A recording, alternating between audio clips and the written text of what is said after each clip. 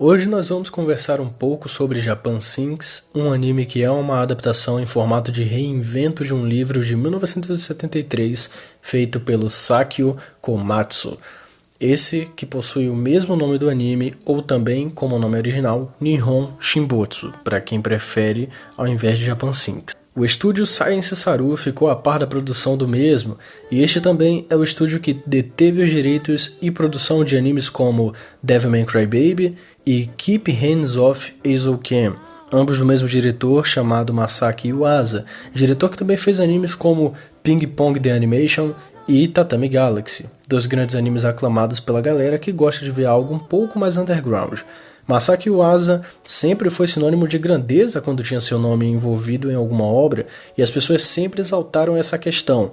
Os animes do Yuasa são sempre esperados por todos, e com Japan Sinks isso não foi nem um pouco diferente.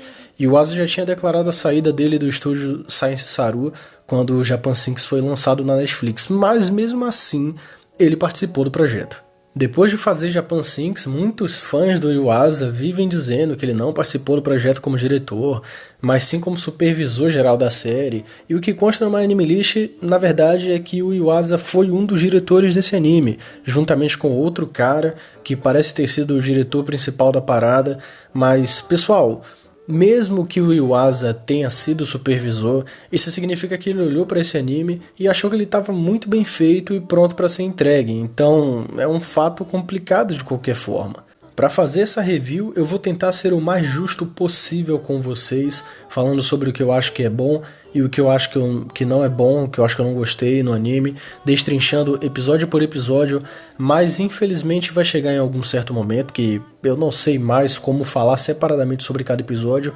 então eu vou juntar as minhas ideias e eu espero que vocês entendam. Bom, começando então, o primeiro episódio é um ótimo episódio, ele inclui diretamente para você quais são os personagens mais importantes da história para aquele momento, no caso, a família da Ayumu, e você acaba descobrindo no final do episódio que todos eles fazem parte da mesma família, então eles não eram personagens aleatórios sendo mostrados, e eu acho isso muito legal. O impacto nas cenas do terremoto foi sensacional, e eu quase me emocionei em certos momentos onde os personagens secundários estavam procurando pelos filhos. Desastres naturais é um negócio que mexe muito comigo, mesmo que eu nunca tenha passado pelo terror de enfrentar um tsunami, um maremoto ou um terremoto.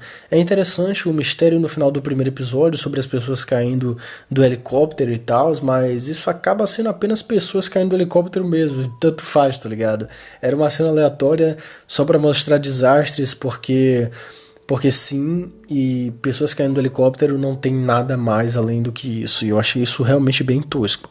É uma cena extremamente esquisita pra não significar nada, mas tá bom, tá certo. O primeiro episódio foi muito bom. O segundo episódio também foi um ótimo episódio. Ele tenta trabalhar a questão das escolhas cruciais nas nossas vidas, com essa cena simbólica entre leste ou oeste, pra onde ir no meio de tanta catástrofe.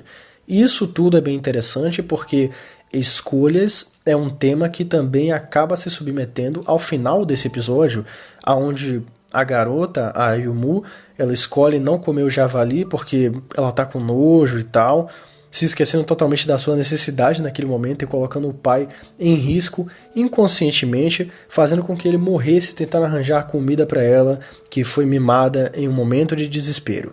Um ótimo contraste com o quanto você deve pensar para escolher alguma coisa.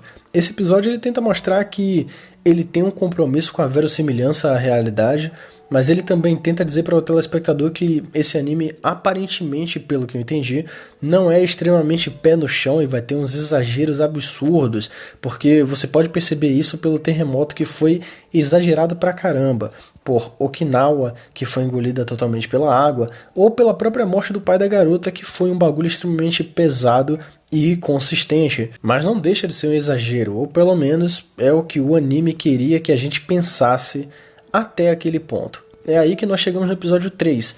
E definitivamente a partir daqui eu já nem sei mais o que pensar sobre esse anime, porque ele parece tentar passar boas mensagens ao mesmo tempo que ele só faz coisas aleatórias, sabe? Nesse episódio, o problema desse anime começa a aparecer e ele não é nada mais nada menos do que o número de episódios que ele tem. Seja porque existem episódios demais que não deveriam existir, como é o caso da seita religiosa, que a gente já vai falar, ou até mesmo por esse ser mais um daqueles animes da Netflix que tem poucos episódios para resolver a sua trama. E é claro que poucos episódios para resolver algo gigantesco não funciona nem com um anime que tenta dizer que é exagerado para enganar o seu público, né? E tipo assim, é algo gigantesco mesmo, porque tá acontecendo diversos desastres naturais ali no Japão. Você tem que desenvolver toda essa parte dos desastres naturais e ainda tem os personagens, né? E ele tá tentando fazer alguma coisa muito absurda no sentimento, no sentimentalismo. Matou o pai da menina no final do episódio 2, então ele tá tentando realmente fazer alguma coisa, mas ele tem poucos episódios para resolver isso, e o pouco que ele tem ele gasta com seita religiosa, que como eu já disse, a gente já vai falar. Ele tem pouquíssimo tempo de tela para resolver o peso da morte do pai, menos ainda para resolver a morte da Nanami, e inclusive a Ayumu parece ser um dos maiores problemas para a galera morrer. Meu Deus do céu, cara, é um negócio realmente difícil de engolir, difícil de entender. É interessante desenvolver os casos de que existirão pessoas com tanta demência como a do cara do início do episódio, né, do episódio 3, em situações assim, a ponto de querer simplesmente sexo porque tanto faz, o mundo já era, mas como eu disse, pouco tempo de tela para se resolver, né? Então é mal dirigido, é mal colocado, o negócio acontece exatamente naquele momento, e aí tem mulheres batendo no cara e honrando sua feminilidade e não sendo frágil, não sendo sexo frágil, é um negócio interessante, mas é muito rápido. Parece que simplesmente foi jogado para poder causar representatividade, sabe? E eu não gosto de coisas jogadas no meio da série ou do anime para simplesmente dizer, olha, estamos representando essa minoria. Eu não gosto disso. O youtuber aparece do nada naquele local, de uma forma muito conveniente, para que a Ayumu também não morra que nem a Nanami morreu, né? E todo mundo começa a seguir ele, porque sim. Então, é isso. E também porque uma criança gosta do youtuber. Então, ele é confiável, né? Aparentemente. Eu acho realmente patético o menino, o Go, a criança, não sentir uma angústia e sofrimento profundo pela morte do pai e ainda ficar super feliz porque encontrou um cara que faz conteúdo pra internet só porque ele é famoso no meio de uma catástrofe enquanto o pai dele morreu há mais ou menos 24 horas, sabe? É um negócio que, pô, cara, já é complicado de se levar em consideração esse tipo de roteiro, na minha opinião. Pelo menos seguirem o youtuber sem conhecê-lo é certamente interessante de se ver, porque existem mesmo pessoas com essa visão deturpada e demente de como confiar nas coisas, trazendo mais uma vez a base da mensagem do episódio 2, que era saiba fazer escolhas. Mas aí eles entram em um supermercado para conseguir alguns mantimentos no meio de todos esses desastres, e existe um senhor de idade tomando conta do lugar, tomando conta do supermercado e marcando território. Ele ameaça atacar todo mundo com arco e flecha, e tem um robô que entrega essa mensagem para as pessoas, e eu ainda não entendi como aquele robô funciona, eu nunca vou entender porque eu já terminei o anime e não tem explicação, mas enfim, ele ameaça matar todo mundo com arco e flecha, e ele realmente começa a atirar para poder matar a galera, tá ligado? Até que uma das flechas acertam o peito do Go, que é a criança. Inclusive esse Go, ele fica falando em inglês durante a série inteira, e é do nada, sabe? Ele só tá falando inglês porque ele é descendente afro-americano, se eu não me engano. Ele é descendente e ele fica falando inglês o tempo todo. Cara, isso é chato pra caramba. Não tem o porquê o menino ficar falando inglês o tempo todo. Mas enfim, cara, ele recebe uma flechada bem aonde se localiza o coração dele, se estivermos falando de anatomia humana, mas graças ao videogame dele, né, ele não morreu. Só quebrou a tela do videogame portátil, né? E o idoso desceu no supermercado, falou que atingiu o garoto e todo mundo começa a confiar no idoso, como se ele fosse a pessoa mais bondosa do mundo. Aliás, o garoto que quase foi morto por ele começa a adorar ele, só porque ele consertou o videogame portátil dele, que inclusive foi o idoso mesmo quem quebrou. Tipo, ele quebra o videogame do moleque, quase mata o moleque, só porque ele consertou o videogame, tudo bem, agora eu gosto dele. É isso aí. Cara, todos os personagens desse anime são ridículos. O escrachado e o exagerado só serve para tentar disfarçar os furos de um roteiro e as inconsistências de transições de cena. Ninguém deveria confiar no velho do arco e flecha, mas confiam. E tudo que eu queria era só que esse velho assassinasse todo mundo, velho. Porque Sinceramente, eu já tava de saco cheio de ver uma família que não se importa nem um pouco com o pilar da família, que era o pai, né? Que morreu na frente deles tentando fazer algo pela filha para que ela não ficasse com fome e ainda confiam em um cara que tentou matar uma criança. É um negócio ridículo. Eu não sei como tem pessoas que realmente gostam desse anime. Eu tô sendo bem sincero aqui e eu espero que vocês prestem muita atenção nos erros que eu estou apontando nesse anime. Eu tô apontando os acertos dele também, mas os erros eles são muito mais gritantes do que os acertos. Me desculpem, mas eu espero que vocês prestem realmente atenção nisso aqui e me deem argumentos válidos se vocês gostam disso nos comentários, porque eu gostaria muito de entender a opinião de vocês. O final desse episódio 4 foi a coisa que mais me deixou sem entender nada, porque introduziram a seita religiosa que eu tava falando no início e tentaram desenvolver isso no episódio 5 e tal, mas a gente já vai chegar lá. O episódio 5 pra mim foi um bom episódio. E eu estava carente disso. Eu estava carente de episódios bons nesse anime. Esse episódio introduziu o conceito sobre religião e alguma coisa sobrenatural que eu ainda não estava entendendo muito bem, porque não foi muito bem explicado e explorado. E eu fui inocente achando que seria explicado e explorado, porque na verdade isso só foi mais uma tentativa de criticar qualquer coisa relacionada à religião. Netflix sempre tem que fazer isso, ou uma série ou um anime, para dizer: toda religião é uma merda, toda religião vai fazer merda, não sigam religião. A Netflix adora fazer isso. Mas esse é um bom episódio, porque esse episódio acerta exatamente em coisas que eu vinha reclamando no episódio 3 e 4. Os personagens principais estavam agindo de forma desconexa de seus sentimentos, só para fingir que eles são fortes, principalmente a mãe da Ayumu e do Go. O Go tanto faz, porque ele é uma criança, então uma criança vai lidar bem mais fácil com uma morte mesmo, ficando triste inicialmente, mas depois tratando isso como se não fosse quase nada, ou sem se preocupar para onde o pai foi. Só que o problema do Go é que esse peso inicial da morte do pai não existe. Então fica meio difícil tentar mostrar isso através de um personagem que não sentiu nada nem de início, sabe? A única coisa que tem é o menino sonhando com um RPG e achando que o pai dele tá no RPG, ou então ele fazendo código Morse, piscando a lâmpada, dizendo que tá conversando com o pai no outro mundo. É só isso. E ele não tem um peso emocional. O que esse personagem era pra significar, cara? Eu não sei. Ele só é uma casca vazia que fica falando inglês o tempo todo. O Gon é um personagem terrível. As consequências vêm nesse quinto episódio. Eles exploram a mãe e a Ayumu e elas caem na real depois que passam dias da morte do pai. Elas se tocam que ele realmente morreu e falam coisas como: não dá pra enganar a si mesmo, mas temos que seguir em frente. É isso aí. Seguir em frente é tratado como respeitar os que se foram e prezavam por você. E assim levar um legado adiante, se preocupando não pela morte deles, mas sim pelo que você vai fazer daqui pra frente, já que você tem a oportunidade de continuar em frente no mundo e repassar o que aprendeu. E isso é aplicado também no Haruo. Sim, aquele moleque que Ayumu sentiu ciúmes no episódio 3. Mas enfim, isso é aplicado nele, quando ele tem a oportunidade de mostrar a sua música às pessoas naquela festa. Por fim, ainda tem idiotices pra caramba nesse episódio, todo mundo confiando no velho, e o velho do nada resolve meter o louco no final desse episódio 5, porque ele começa a associar a criança da seita religiosa com o neto dele. E aí ele bola um plano pra matar todo mundo com arco e flecha, sequestrar a criança porque parece com o neto dele e vazar dali. O final do episódio 5 e todo o episódio 6 trata isso como se fosse um absurdo em narrativa, como se fosse um ponto muito filosófico e sentimental, como se fosse um ponto muito metafórico. Mas esse neto do velho, ele nunca nem foi citado na história, até aquele final do episódio 5, onde o velho simplesmente pensa e fala: olha, parece meu neto, eu vou matar todo mundo, vou sequestrar e é isso aí. Ele apenas se lembra disso do nada e resolve sair rodopiando em 360 numa cadeira motorizada que, por algum sinal, toma tiro, e esses tiros não atravessam a cadeira para acertar as costas do velho. O revestimento dessa cadeira deve ser feito de material de colete à prova de balas, não é possível. O episódio 6 resolve introduzir um personagem para fazer código Morse do nada.